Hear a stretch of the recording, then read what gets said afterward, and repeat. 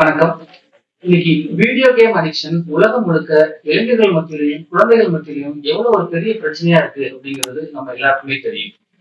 நான் ஒரு 1980s kids.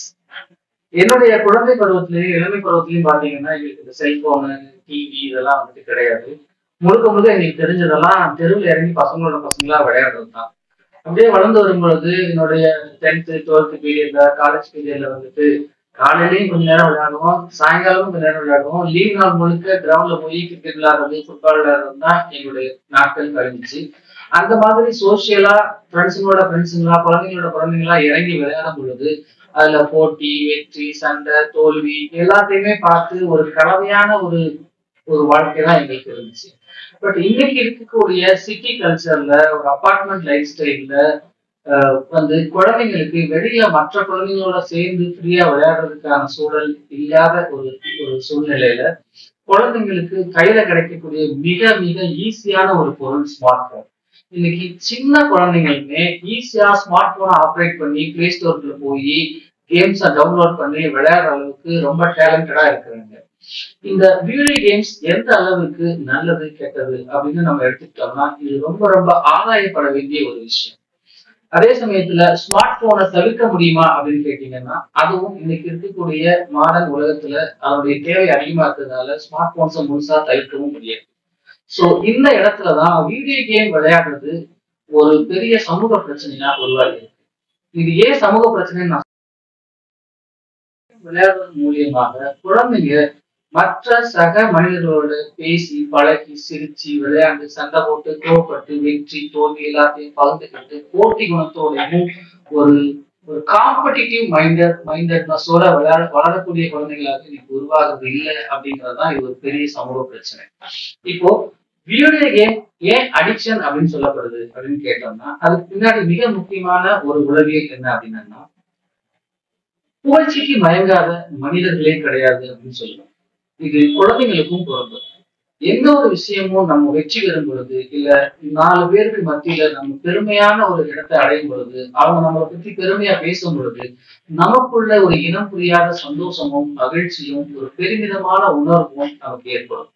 இது அந்த மனிதனை ஊக்குவிக்கிறதுக்கும் உயிரோட்டமா வச்சிருக்கிறதுக்கும் அடுத்தடுத்து வெற்றிகளை தேடி ஓடுறதுக்கும் மிக மிக அத்தியாவசிய தேவையான இயற்கையான மனித குணத்தில் ஒன்று. இந்த புகழ்ச்சிக்கு மயங்கிறதோ இல்ல புகழ்ச்சிக்காக உழைக்கிறதோ ஒரு சக மனிதனின் அன்றாட தேவை, அது வாழ்வியல் நீட்சியின் தேவை. இந்த இடத்துலதான் குழந்தைங்களுக்கு மற்ற மனிதர்களோட சேர்ந்து விளையாண்டு போட்டி போட்டு சண்டை போட்டு வெற்றியையும் தோல்வியையும் ரசிச்சு ருசிச்சு அதுல இருந்து மீண்டு வரக்கூடிய சூழ்நிலை இல்லாத ஒரு இடத்துல குழந்தைங்க ஈஸியா போய் தேடி போற ஒரு விஷயம் வீடியோ கேம். அந்த வீடியோ கேம் விளையாடும் பொழுது அந்த வீடியோ கேம்ல ஒரு சில இடங்கள்ல வெற்றி வரும் பொழுது குறிப்பா இந்த பப்ஜி ஃப்ரீ ஃபயர் அப்படின்னு வந்துட்டு ஒரு ரேங்க்ல இருந்து இன்னொரு ரேங்க் கிராஸ் பண்ணும் பொழுது இல்ல கேண்டி கிரஷ் ஆகால வந்துட்டு ஒரு லெவல்ல இருந்து இன்னொரு லெவல் கிராஸ் பண்ணும் பொழுது இல்ல சப்வே சர்ஃபர்ங்கிற கேம்ல வந்துட்டு ரன் பண்ணிட்டே இருக்கும் பொழுது கோல்டு பேங்க்ஸ் அடிக்கிறது அப்புறம் கோல்டு பாக்ஸ் அடிக்கிறதுல எல்லாம் குழந்தைங்க வந்துட்டு ஒரு இடத்துல நம்ம ஜெயிச்சிட்டோம் அப்படின்னு உணர ஆரம்பிக்கிறாங்க. ஆனா அல்டிமேட்டா பார்த்தோம் அப்படின்னா அது ஒரு கற்பனையான வெற்றி. அந்த கற்பனையான வெற்றியில அவங்க நிஜமா சந்தோஷப்பட்டு பழக ஒரு கட்டத்துல அதுவே அவங்களுக்கு பழகிறது. இது ஏன் ஆபத்து அப்படின்னு சொல்றேன் அப்படின்னா இந்த வீடியோ கேம்ஸ்குள்ள விளையாடும் பொழுது சக மனிதர்களோட போட்டி போட்டு ஜெயிக்கிற தன்மை இல்லாம தனக்கான உலகத்துல தன்னுடைய கட்டுப்பாட்டுல இருக்கக்கூடிய ஒரு கேம்ல ஒரு வெற்றி அடைகிறதும் அந்த வெற்றியில பெருமைப்படுறதும் அந்த கற்பனையான புகழ்ச்சிக்கு மயங்குறதும் தான் இங்க மிக முக்கியமான பிரச்சனை. இது இது வந்து குழந்தைங்களுடைய சமூக பழக்க வழக்கத்திலையும் சமுதாயத்தோட ஒன்றிணைறதுக்கான வாய்ப்பையும் தடுக்குது. இது சம்பந்தமா ஒரு வருஷத்துக்கு முன்னாடி நம்ம அகானா ஹாஸ்பிட்டல்ல ஒரு சின்ன ரிசர்ச் பண்ணோம். அதாவது குழந்தைங்களுடைய video game addiction smartphone addiction எந்த அளவுக்கு அவங்களுடைய psychological health, physical health, academic performance, social relationship, family ரிலேஷன்ஷிப்பை பாதிக்குது அப்படின்னு சொல்லிட்டு நாங்க ஒரு ஆராய்ச்சி பண்ணோம். அந்த ஆராய்ச்சியில குறிப்பா ஒரு கேள்வி கேட்டிருந்தோம். உங்களுடைய குழந்தை ஸ்மார்ட் போன் அல்லது வீடியோ கேம் எவ்வளவு நேரம் விளையாடுது அப்படின்னு. அந்த அந்த கேள்விக்கு அதுல பங்கெடுத்திருந்த சுமார் 1500 பெற்றோர்களுடைய ரெஸ்பான்ஸ்ல ஒரு 1100% பேரண்ட்ஸோடைய ரெஸ்பான்ஸ் வந்து என்னுடைய குழந்தை குறைந்தபட்சம் 2 மணி நேரத்துக்கு மேல ஸ்மார்ட் போன்ல விளையாடுறதோ இல்ல வீடியோஸ் பார்க்கறதோ பண்றான் அப்படிங்கிற மாதிரி அவங்க போட்டிருந்தாங்க. அவங்களுடைய அந்த அந்த 2 மணி நேரத்துக்கு மேல விளையாடக்கூடிய குழந்தைங்களுடைய மற்ற உளவியல் விஷயங்கள், அதாவது psychological health, physical health, academic performance, social relationship, family ரிலேஷன்ஷிப்லாம் எந்த அளவுக்கு பாதிக்கப்படுது அப்படிங்கிறத கேட்கும் பொழுது அந்த விஷயங்கள் ரொம்பவே பாதிக்கப்பட்டிருக்கு. அதாவது இந்த குழந்தை மற்ற ஃபேமிலிக்குள்ள மற்றவங்களோட பேசுறது, பழகுறது, விளையாடுறது குறைஞ்சிருக்கு. சோசியலா மற்ற ஃப்ரெண்ட்ஸுங்களோட பழகுறது, விளையாடுறது, வெளியில போறது குறைஞ்சிருக்கு. அகடமிக் பெர்ஃபார்மன்ஸ் ரொம்பவே குறைஞ்சிருக்கு. அவங்களுடைய உளவியல் ஆரோக்கியம், சைக்கலாஜிக்கலி தூங்குற நேரம், எந்திரிக்கிற நேரம், சாப்பிடுற நேரம் பாதிக்கப்படுது. முறையான சாப்பாடு இல்லாமலும், கண்டதையும் சாப்பிட்றதுனாலையும், வீடியோ கேம் விளையாண்டுக்கிட்டே சாப்பிட்றதுனாலையும், எவ்வளவு சாப்பிடுறது தெரியாம வெயிட் போடுறது, இந்த மாதிரி பல பிரச்சனைகளுக்கு ஆளாகிறதாக அந்த ஆராய்ச்சியில நாங்கள் பார்த்தோம். அப்போ குறிப்பா 2 மணி நேரத்துக்கு மேல அந்த குழந்தைகள் விளையாடுறாங்க, ஸ்மார்ட் போன், வீடியோ கேம் விளையாடுறாங்க அப்படின்னா அது அவங்களுடைய ஒட்டுமொத்த வாழ்க்கையும் எதிர்காலத்துக்கான அந்த போட்டி குணத்தையும் பாதிக்குது. அவங்க சமுதாயத்துல ஒரு திறமையான ஒரு ஒரு குழந்தையா வளர்றதுக்கான வாய்ப்பு அவங்களுடைய எதிர்கால வாழ்க்கையை பாதிக்கக்கூடிய ஒரு பெரிய பிரச்சனையா இருக்கு. இப்போ இந்த மாதிரி நிலைமையில பெரும்பாலான நரம்பியல் நிபுணர்கள், மனநல மருத்துவர்கள், குழந்தைகள் மருத்துவர்கள் இவங்க சொல்றது என்னன்னா, குறிப்பா 8 வயசு வரைக்கும் குழந்தைங்களுக்கு ஸ்மார்ட் போன் கொடுக்கவே கூடாது, குறிப்பா அவங்களை வீடியோ கேம் விளையாட வைக்கவே கூடாது அப்படின்னு சஜஸ்ட் பண்றாங்க. அப்ப 8 வயசுக்கு மேல கொடுக்கலாமா சார் அப்படின்னு?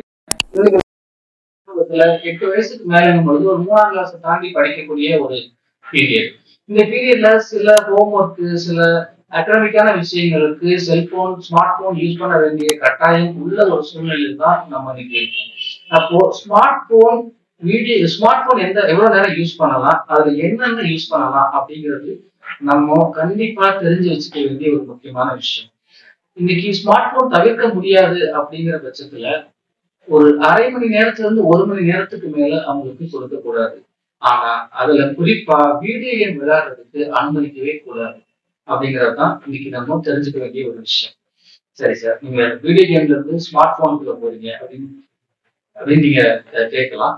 ஸ்மார்ட் போன் அவாய்ட் பண்ண முடியாது. ஆனா ஸ்மார்ட் போனை குழந்தைங்க கையில கொடுக்கும் பொழுது அவங்க நம்ம சரியா கண்காணிக்கல அப்படின்னா அவங்க மெல்ல மெல்ல மெல்ல வீடியோ கேம் எடுத்து விளையாட ஆரம்பிச்சிருவாங்க. வீடியோ கேம் விளையாட ஆரம்பிச்சிட்டாங்கன்னா படிப்பு பின்னாடி போயிடும். இந்த வீடியோ கேம் விளையாட்டு ரொம்ப முன்னாடி வந்துடும். அதனாலதான் இந்த விஷயத்த நான் சொல்றேன். அப்போ குழந்தைங்களுக்கு 8 வயசு வரைக்கும் போன் கொடுக்க கூடாது, குறிப்பா வீடியோ கேம் விளையாட வைக்க கூடாது. அப்போ என்ன சார் பண்றது? எங்களுடைய வேலை சூழல் அந்த மாதிரி இருக்கு, நாங்க வாழ்ற இடம் அந்த மாதிரி இருக்கு அப்படின்னா கண்டிப்பாக இந்த இடத்துல நம்மளுடைய சொந்த காரணங்களை, குறிப்பா நம்மளுடைய வேலை சம்பந்தப்பட்ட, வாழ்க்கை முறை சம்பந்தப்பட்ட காரணங்களை வச்சுட்டு வேற வழியே இல்லை, அதனாலதான் நான் குழந்தைக்கு போன் கொடுக்குறேன்னு நம்மளை நாமளே ஏமாத்திக்க கூடாது அப்படின்னு தான் நான் இந்த இடத்துல நான் சொல்ல ஆசைப்படுறேன். இது நான் என்னுடைய சொந்த அனுபவத்திலையும் என்னுடைய குழந்தையும் வீடியோ கேம், ஸ்மார்ட் போன் பழக்க வழக்கத்திலிருந்தும் நான் தெரிஞ்சுக்கிட்ட ஒரு விஷயத்தை தான் நான் உங்ககிட்ட ஷேர் பண்றேன். குழந்தைங்களுக்கு ஸ்மார்ட் போன் கொடுக்கறதையும் வீடியோ கேம் விளையாடுறதையும் கூடுமான வரைக்கும் கட் பண்ணி நம்மளுடைய வாழ்விடத்துக்குள்ளேயே மற்ற குழந்தைங்களோட விளையாடுறதுக்கான வாய்ப்புகளை ஏற்படுத்தி கொடுக்கணுங்கிறது ஒவ்வொரு பேரண்ட்ஸுடைய கடமை.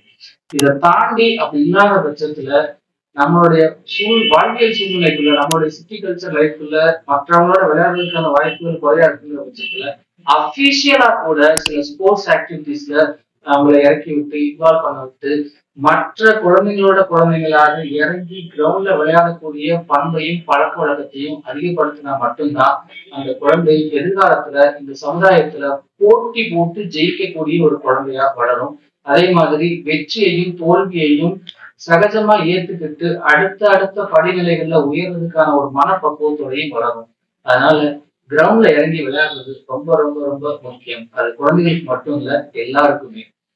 அதே சமயத்துல வீடியோ கேம்ஸ் விளையாடக்கூடாது அப்படிங்கிறதும் முக்கியம். ஸ்மார்ட் போனை தவிர்க்க முடியாது அப்படிங்கிறதும் முக்கியம். அப்போ இந்த இடத்துல ஒரு பேலன்ஸ்டான லைஃபை கொண்டு போறதும், ஒரு பேலன்ஸ்டான லைஃபை குழந்தைங்களுக்கு கத்துக் கொடுத்து வளர்க்குறதும் ஒவ்வொரு பேரண்ட்ஸுடைய கடமை.